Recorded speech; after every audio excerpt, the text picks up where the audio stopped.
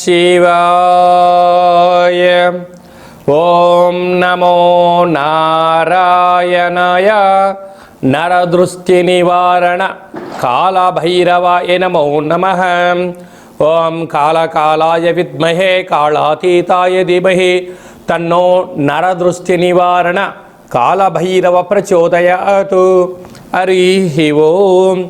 మా ఛానల్కి స్వాగతం. చూస్తున్న వీక్షకులకు, ప్రేక్షకులకు, ప్రియ కాళభైరవ భగవద్బంధులకి స్వాగతం పలుకుతూ, జ్యోతిష్య అభిమానులకు, సనాతన ధర్మ సంరక్షకులకు అందరికన్నా ముందుగా చైత్ర పూర్ణిమ శుభాకాంక్షలు. చైత్రమాసం అనగానే మనకు అందరికీ గుర్తొచ్చేది వేసవి కాలం. అంటే స్కూళ్ళు, కాలేజీలు అన్నీ అయిపోయి పిల్లలతో ఆటపాటల చేత అందరము ఆధ్యాత్మిక చింతనతో కూడుకున్నటువంటి మాసం కనుక వేసవి కాలంలో వీలైనంత వరకు మిట్ట మధ్యాహ్నం పూట బయట ప్రయాణాలు పెట్టుకోకుండా ఉండడం ఉత్తమోత్తంగా భావించగలగాలి. 1 ఏప్రిల్ నెల 2026 నుండి 15/4/2026 వరకు పుట్టినటువంటి వారందరికీ కూడా ముందస్తుగా జన్మదిన శుభాకాంక్షలు. గతంలో వివాహం చేసుకున్న వారికి వివాహ వార్షికోత్సవ శుభాకాంక్షలు. ద్వాదశ రాశుల్లో గ్రహ గమనాలను వీక్షింపచేద్దాం. మేషరాశిలో ఏడాది తర్వాత శుక్ర భగవానుడు సంచార స్థితి, 12 సంవత్సరాల తర్వాత దేవగురు బృహస్పతి మీనరాశిలో సంచార స్థితి, 18 సంవత్సరాల తర్వాత సింహరాశిలో కేతు సంచార స్థితి, కుంభరాశిలో కుజుడు, బుధుడు మరియు రాహు సంచార స్థితి, 30 సంవత్సరాల తర్వాత మీనరాశిలో శని భగవానుడు, ఏడాది తర్వాత రవి భగవానుడితో కలిపినటువంటి శని భగవానుడు సంచార స్థితితో ద్వాదశ రాశుల్లో గ్రహ గమనాలు ఈ విధంగా ఉన్నాయి.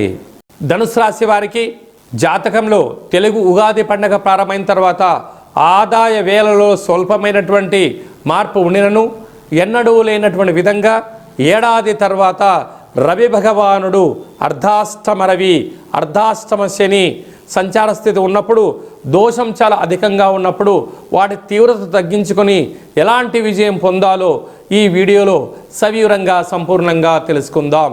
ధనుసు రాశిలో ఏ నక్షత్రాలు వస్తాయనగా మూలా నక్షత్రంలోని 4 పాదాలు, పూర్వాషాఢ నక్షత్రంలోని 4 పాదాలు, ఉత్తరాషాఢ నక్షత్రంలో 1 పాదం కలిపితే ధనుసు రాశి. రాశాధిపతి దేవగురు బృహస్పతి. వీరికి తృతీయంలో ఎన్నడూ లేని విధంగా రుణరోగ శత్రుకారకుడు కుజుడు, బుద్ధికారకుడు బుధుడు, వాస్తు నరదృష్టికారకుడు రాహు సంచారం చేసినప్పుడు బంధుమిత్రు స్నేహితులతో చాలా జాగ్రత్తగా ఉండాలని చెప్పి జ్యోతిర్విజ్ఞానం తెలియచేస్తుంది. ఏడాది తర్వాత ఆయుకారకుడు శని భగవానుడు, ఆరోగ్యకారకుడు పితృకారకుడు రవి భగవానుడు ఉండడం వలన నూతనంగా వివాహమైన వారు, ఆ తదనంతరము సంతానం కలిగిన వారు మీ యొక్క పిల్లలను క్రీడారంగ మైదానంలో కానీ జల క్రీడలకు పంపించేటప్పుడు తస్మాత్ జాగ్రత్త. మీ జన్మ నక్షత్రం రోజున పూర్ణిమ అష్టమి తిథి యందున కోపతాపాలకు దూరంగా ఉంటూ మౌనమే శరణ్యంగా భావిస్తూ దేవతారాధన శ్రీరామరక్షగా భావించగలగాలి. చైత్ర పూర్ణిమ సందర్భంగా ఒక వెడల్పాటి పాత్రలో పసుపును వేసి చంద్ర భగవాన్ని దర్శనము చేసుకొని ఆ యొక్క సువర్ణపు స్వరూపమైనటువంటి తిలకాన్ని దిద్దుకోవడం వలన విపరీతమైనటువంటి ధన ఆకర్షణ, జన ఆకర్షణ, రాజయోగం మీ సొంతమవుతుంది. కాళాష్టమి సందర్భంగా మీరు ఎటువంటి పరిస్థితుల్లోనైనా కాళభైరవ స్వామికి స్మరణ, ధ్యానం అవసరం చెప్పి గుర్తుపెట్టుకోగలగాలి. ఏప్రిల్ నెలలో ప్రథమార్థంలో ముఖ్యమైన పండగల గురించి క్లుప్తంగా సవివరంగా సంపూర్ణంగా తెలుసుకుందాం.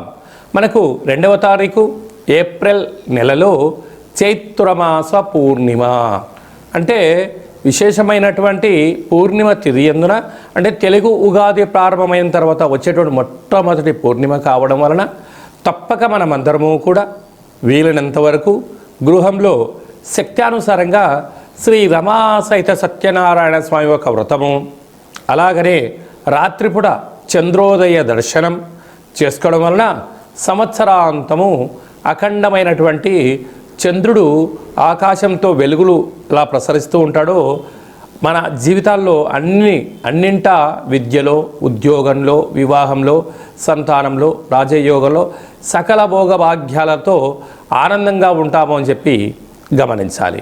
అలాగనే మనకు 6వ తారీఖున సంకట చతుర్థి, తెలుగు సంవత్సరాది ప్రారంభమైన తర్వాత మొట్టమొదటి సంకటహర చతుర్థి కనుక సాయం సంధ్య వరకు ఉపవాసం ఉండి విఘ్నేశ్వర స్వామివారికి గరికను, అటుకులను నైవేద్యంగా ఏర్పాటు చేసి స్వామివారికి ప్రదక్షిణ చేసి రావడం వల్ల సకల అష్ట కష్టాలన్నీ తొలగిపోయి అష్టైశ్వర్య ప్రాప్తి కలుగుతుందని చెప్పి కూడా గమనించాలి.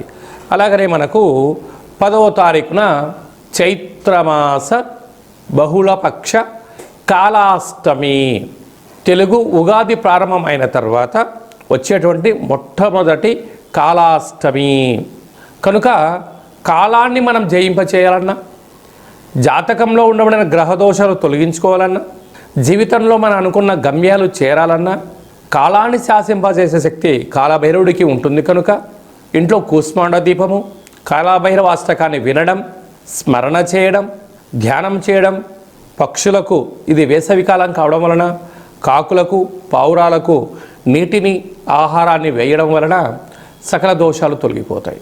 అలాగనే చాలామందికి ఈ వేసవి కాలంలో అనేక రకాలమైనటువంటి ఇబ్బందులు ఉంటాయి. వీటిని అధిగమించగలగాలి అన్నట్లయితే తప్పక కాలాష్టమి తిథి యందున భైరవ స్వామికి స్మరణ, ధ్యానం అవసరం.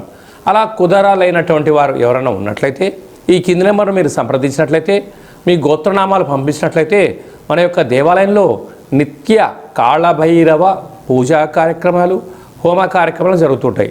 అలాగనే కాశీ క్షేత్రంలో కూడా మనము నిత్యము కాళభైరవ పూజా కార్యక్రమం నిర్వహించడం జరుగుతుంది. కనుక మీ గోత్రనామాలు పంపించగలిగినట్లయితే మీకు అక్కడ పూజ చేయించి వీడియో కాల్ ద్వారా ప్రత్యక్ష ప్రసారాన్ని చూపిస్తూ కాళభైరవుడి యొక్క ఆశీస్సులను మీకు అందజేయడం జరుగుతుందని చెప్పి గమనించాలి. కనుక మీ యొక్క వ్యక్తిగత జాతకం తెలుసుకోవాలనుకుంటున్నారా?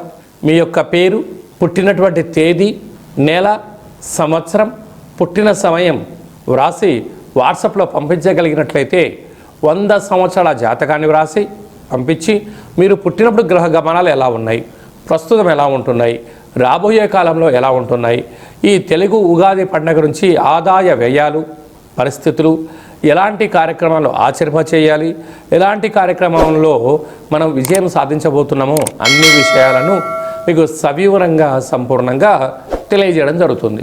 డేటా బర్త్లు లేనటువంటి వారికి పేరు యొక్క మొదటి అక్షరాన్ని అనుసరిస్తూ రాశి స్థితిగతులను తెలియచేస్తూ రమణ శాస్త్రం ద్వారా అనగా గవ్వల ద్వారా కాళభైరవ ఉపాసన చేత భూత భవిష్యత్ వర్తమానాన్ని గవ్వల జ్యోతిష్యం ద్వారా తెలియజేయడం జరుగుతుంది.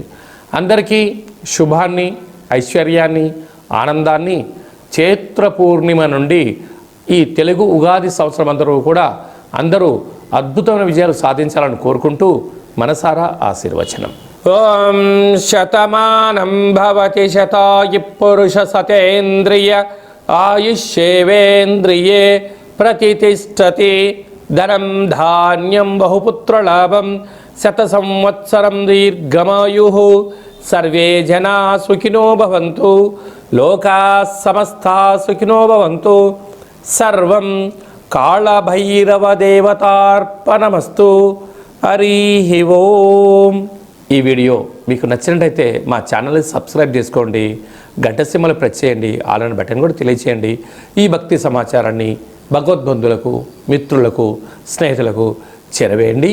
హిందూ ధర్మాన్ని కాపాడండి.